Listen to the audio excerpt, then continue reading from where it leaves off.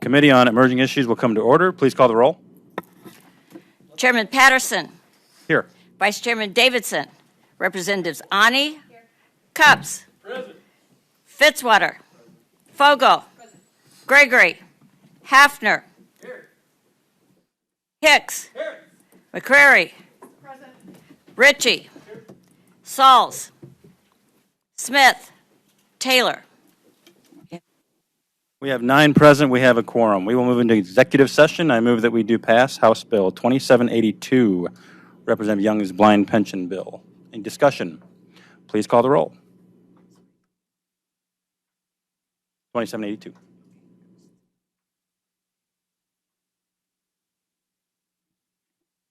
Chairman Patterson. Aye. Vice Chairman Davidson. Representatives Ani. Cupps. Yes. Fitzwater. Fogle. Gregory. Hafner. Aye. Hicks. Aye. McCrary. Yes. Ritchie. Sauls. Smith. Aye. Taylor. By a vote of 10-0, you have voted do pass House Bill 2782. I move that we vote do pass on House Bill 1564. Discussion. Please call the roll.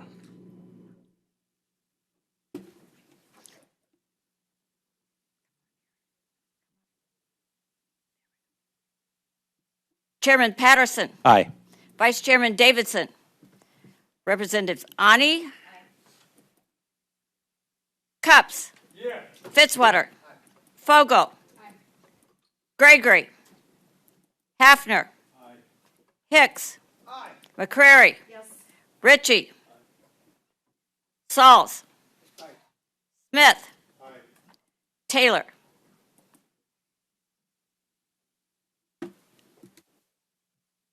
By your vote of 11-0, you have voted do pass on that bill.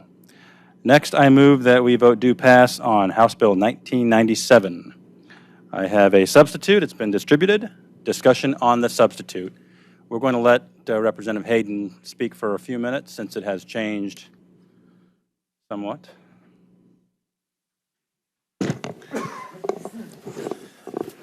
The sub ends in .09C. Yes, ma'am. Mr. Chairman and committee, one of the things you learn here fairly quickly is the art of what you can and can't do in a given session. This sub is something I think this is, as we discussed before, this is really a fast-moving issue. We obviously need, in my opinion, a study group on it. That's what the sub says. There's going to be an amendment to it on how that committee is made up. But again, this is, if you don't believe this is an issue, just turn on channel 13 and watch what's happening in Bloomfield, Missouri. And Representative Fitzwater, I think, will attribute that if you didn't think it was an issue, it suddenly is a very, very big issue when it moves in your county. And it's moving a lot of areas of the state without people even knowing what's going on. So I would appreciate your support, and thank you for if there are any questions, if there are any. All right, thanks, Representative Hayden, and thanks for working with the committee on this. Discussion on the substitute. Representative Hafner? To inquire, Mr. Chairman. Proceed. Gentlemen, I'd just like more of a response. I know you worked incredibly hard on this. This is a difficult issue, but we've got to be able to level the playing field at multiple levels. And whenever you get into utilities, it's always extremely complex. And I appreciate your patience on this. I appreciate you bringing all sides to the table, because we got to be able to get to a resolution on this. And just appreciate what you're doing. Thank you. Thank you. Thank you. Further discussion. Representative McCrary. Thank you, Mr. Chair. I have an amendment to offer. It ends in .03H. It's been distributed, and I move for its adoption, please. Representative McCrary has offered amendment ending in .03H. It's been distributed. Representative McCrary. Thank you. It's fairly straightforward. On page 2 of the House Committee sub, we're bumping up from 2 reps from the utility scale solar industry up to 3, and that third person would be appointed by the governor. And then there was something that the bill sponsor wanted to expand on, basically, which is the second part of the amendment on dealing with, instead of just saying a public utility company, we're changing that to retail or wholesale provider of electricity. Because that's what it is in the first part of the sub, correct, Representative Hayden? Yes, it is. And I appreciate Representative Curry helping this wording, and I appreciate the help. So, All right, further discussion. All right, I move that we adopt the ladies' amendment ending in .03H. All those in favor signify by saying aye. Aye. All those opposed, no. And the ayes have it. You've adopted the amendment. I now move that we take the amendment and roll it into a sub. All those in favor signify by saying aye. Aye. All those opposed, no. And the ayes have it. You have rolled the amendment into a new substitute. I now move that we vote do pass on the new substitute. Please call the roll. Chairman Patterson. Aye. Vice Chairman Davidson. Representatives Ani. Aye. Cups. Yes. Fitzwater. Fogel. Aye. Gregory. Hafner. Aye. Hicks. Aye. McCrary. Yes. Ritchie. Aye. Sauls. Aye. Smith. Aye. Taylor. 11. By your vote of 11 to nothing, you have voted do pass on the House Committee substitute for House Bill 1997. Thank you. We'll now move into public hearing on House Bill 2854, sponsored by Representative Cook. Representative Cook, please proceed when you're ready. Any witnesses, please remember to fill out a witness form. Thank you. Chairman Patterson, committee members, thank you for the opportunity to present this bill. This is House Bill 2854 to deal with peer review committees. I will try to be as brief as possible. This bill specifies that ambulance operators and other emergency service personnel shall be considered healthcare professionals for the purpose of participating in and being subject to peer review committees. Basically, this would put them where they could have additional discussions to adequately solve any issues if there would be any issues. I have several folks behind me that can answer several questions about this bill if there's anything that you need to ask them. All right, questions for the sponsor. Representative Hicks. Please. Proceed. Thank you. Gentlemen, just a little curious, as you know, I'm going to watch over anything that uses the word ambulance, firefighters, police, anything like that. I'm just curious to know the why and who brought this forth. Well, currently, the ambulance district personnel, they are not in a peer review setting like other healthcare professionals are, and which I found very interesting whenever I learned about this, because you have your physicians, other healthcare professionals are in this where they can actually go and discuss in a setting with their peers and find out what might have occurred during a call they might have been on. Obviously, as you know, our folks on our ambulance districts, they're not making a lavish amount of money for this, and we're struggling to find folks that want to do this job. So this just puts them in that setting where they can get to the root cause of what might have happened on a call or something like that. So Okay, so it's more of a just a clarification, Yes. make sure that we're all on the same page, Yes. Nothing, no harm, no foul type thing. exactly. Okay, thank you, gentlemen. All right, thank you. Any other questions? Well, Representative, I think it's vital that ambulance personnel, paramedics have a forum to discuss their cases where they can talk honestly and how to improve care without having it be subject to discovery and be worried about, what's going to happen to me. Otherwise, you're not going to get an honest assessment. So I think it's very important. That's why this bill, piqued my interest, and so thanks for bringing it forward. Representative Ani, did you have one question? Yes, to inquire very quickly. Proceed. So just to be clear, when we're talking about what the peer review process looks like for medical professionals versus what it could potentially look like for EMTs, is the way that each position documents these interactions, is it different for each person? My understanding is that doctors and physicians tend to keep more electronic records, whereas EMTs may have more paper records, but I'm not clear on that. I just have some questions. I believe the folks that are going to follow me could probably adequately Okay. answer your question. Okay, thank you. All right, thank you. Witness in favor of the bill.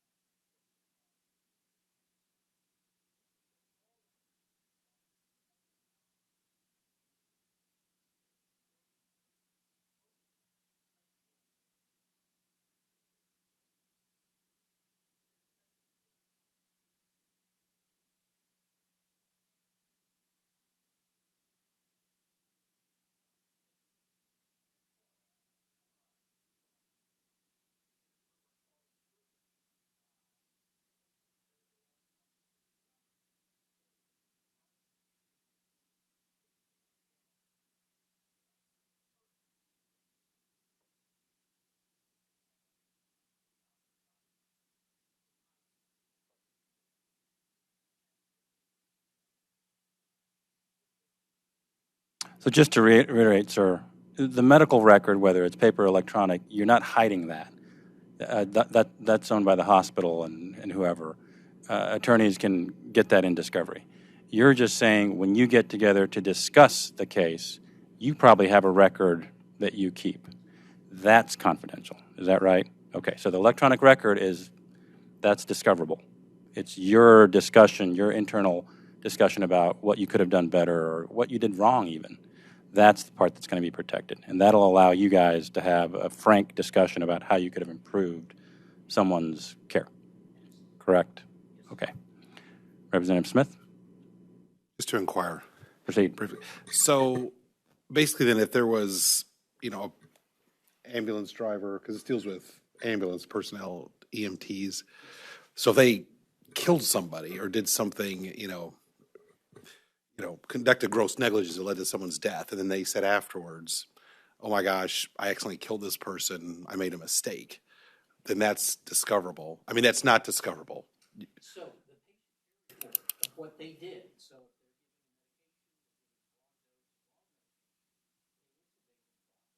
all that's in that patient care report.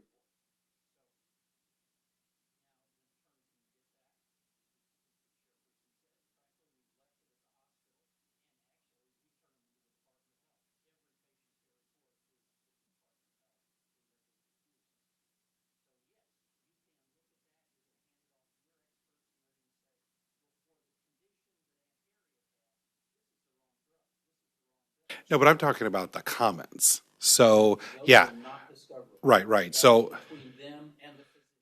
right. They're dissecting what went wrong, what did you do wrong, and how. Okay, so then there's no way, so, yeah, so then attorneys are not gonna be able to get that information.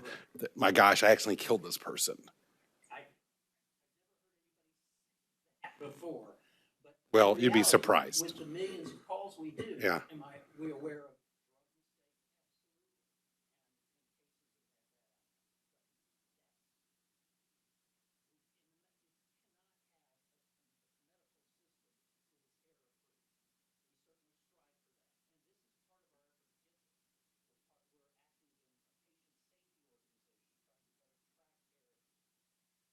Without the ability to dissect them at the local level and in concert with our hospitals, we're not study them for engineering. But don't you think a family member might want to know if somebody said that? So if there's an emergency, ambulance personnel comes out, they intubate them incorrectly, and then the person says, oh my God, I messed up, I think I killed this person. Don't you think that person's family would want to know that that was said? Well, Or I gave them the wrong drug, I gave this person the wrong drug, I should have looked at the label. I was drinking, I shouldn't have had all those drinks right beforehand. well, I haven't heard that one in about 35 years.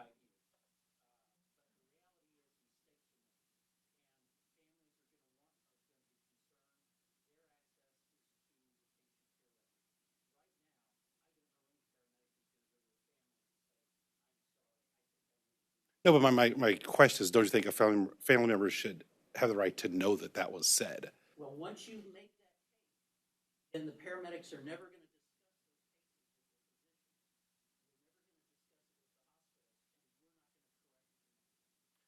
But I guess you're not answering the question. I'm saying, don't you think a family member would want to know that that was said? Yeah, but once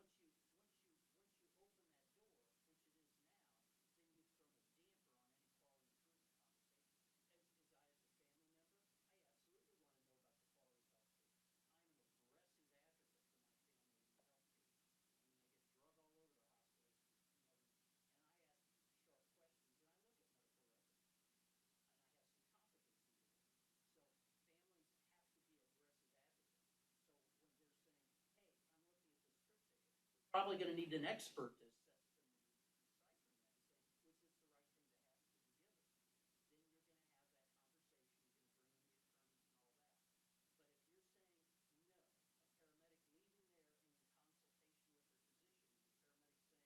I made a mistake. So you're saying no, so what you're saying is no, the family shouldn't know that that happened. I'm saying that once you decide that as a policy statement, you don't have quality improvement conversation. Fine line, I'll acknowledge that. I mean, do you really think it's all or nothing like that? Like once someone that's disclosed and you can't have any quality improvement after that because that's disclosed? Once you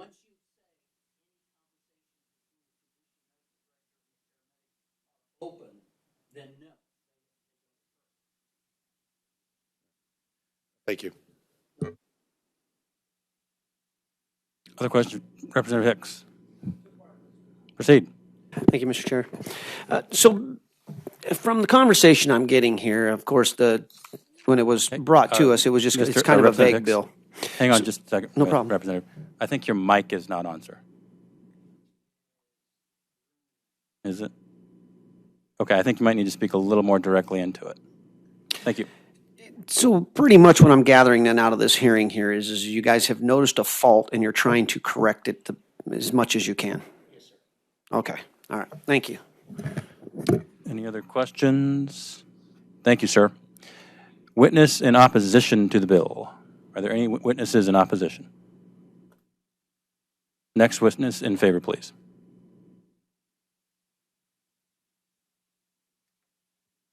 Mr. Chairman, members of the committee, Jorgen Schlemer on behalf of the Missouri Fire Service Alliance. I think, Representative Smith, I think the one item is when you're asking, don't you think the family would want to know, those words won't be spoken with current law as it is today because they won't have that conversation. And so if you close the record as we're proposing, then at least you can get to the conversation and it won't happen next time. So the idea that wouldn't the family want to know, they're not going to get to know anything because the conversation simply isn't going to happen. And it doesn't happen today with the way the law is today. And that's what you want from this law, is to ensure that they can fix those problems going forward. It's kind of the chicken and the egg. Please. What do you mean the conversation is not going to happen? I mean, people utter statements after tragedies all the time. So that is going to happen. I mean, tragedies happen, people make mistakes, and oftentimes they do utter, oh my gosh, I made a mistake. I can't believe I did this. And so all this does is keep someone from knowing that that happened. No. So, okay, I see what you're saying now. A comment that an EMT may make in the heat of the moment, that is not under the peer review process. The peer review process is a very structured environment. A set of peers review information, they bring the EMT, and this is after the fact, right? So you're saying this is not covered if, while in the ambulance ride to the hospital, the person's given the wrong drug, that's still discoverable. Those comments on the way to the hospital are still discoverable. I think Yes. I think everything out. Yeah, they would be. Yeah, everything outside of the peer review process itself, this bill doesn't touch. So. And So also, the- Representative, if I may. Yeah, sure. It doesn't protect that EMT from being deposed. They could still be asked questions. They can't hide behind, I mean, they have to answer the questions truthfully.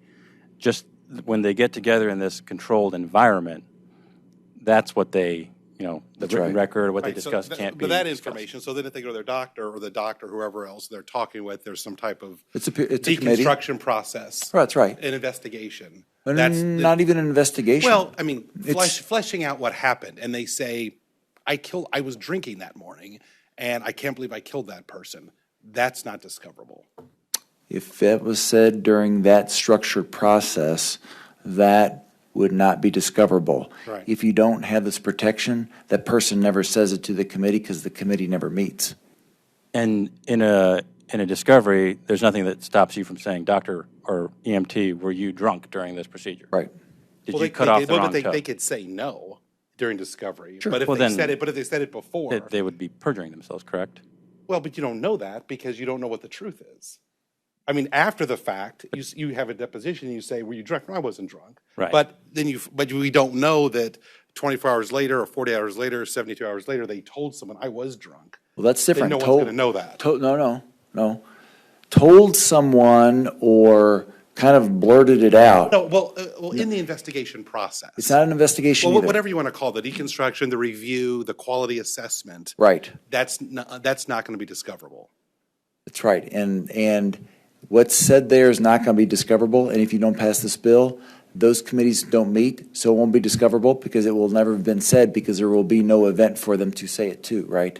So it is, you're one, I think what you're thinking is there something that's happening today that will no longer be discoverable? And I think the answer is kind of no, because what we're going to do is close a process that is not occurring today, but we want that process to occur to make healthcare better. And so if you put in amendments, so, well, I think I still want those discoverable, then we're just right back to where the law is today. They don't meet, they don't say the thing, and then there's nothing to discover. Right. And then, but like I said, so you decide you want to make healthcare better. Yep. And so it makes a gross declaration. Yep. About that. Family's not going to know. Family is not going to know from that process. Okay, thank you. That's correct. Further questions? Representative Hafner. To inquire, Mr. Chairman. Proceed. Mr. Slamer, I just want to ask a couple questions because I think there's precedence for this in other aspects of our society, and I'm going to go to aircraft investigation. So there's two different processes. I'm a qualified aircraft investigator, and so there's two different processes. Those processes can occur simultaneously or separate, but the people doing the processes are very, very different. So one is DOD, releasable to the press. One is a safety investigation that's done internally within the Navy. And I think I understand this, so tell me if I'm correct. So through the two processes, the peer review that you're talking about is no different than a naval investigation. Since that's separate, held internally to the Navy, that does not mean that the same questions can't be asked through the DOD process, which is releasable to the press and to the community. And so the two processes, although they can work separately, they can operate simultaneously. One will improve the safety because of its inherent interior to the Navy. The other one is releasable to the press. Both of them have separate processes and jurisdictions. That's right. Okay, Yes. thank you. Further questions? Thank you. Next witness in favor. Mr. Chairman, members of the committee, Brent Hemphill here on behalf of the Missouri Ambulance Association. I represent more ambulance districts than hospital-based. I think you heard it in great depth. I appreciate it. We would never want to try to stop anybody's liberty to take a civil action against some negligence. What we are trying to do is simply have a conversation with our medical directors to prove healthcare outcomes. No different than what physicians currently have and nurses in hospitals. That is all we're doing. If somebody messes up, they still should have access to the courts to try to have some remedy. We want to have better outcomes, and if we don't have this bill, we won't have those discussions to improve those outcomes. They'll be hidden. And so that's as simple as what I believe the bill does. Try to answer any questions. Questions for the witness? Got off easy. All right, thank you. Next witness in favor. Mr. Chair, members of the committee, Adam Rayford, submitting testimony for Steve Carroll on behalf of the Melville Fire Department. Just wanted to go on record and support the bill. All right, thank you. Questions for the witness? Thank you. Next witness in favor. Any witnesses for informational purposes only? Any other questions? That will conclude today's hearing. Thank you.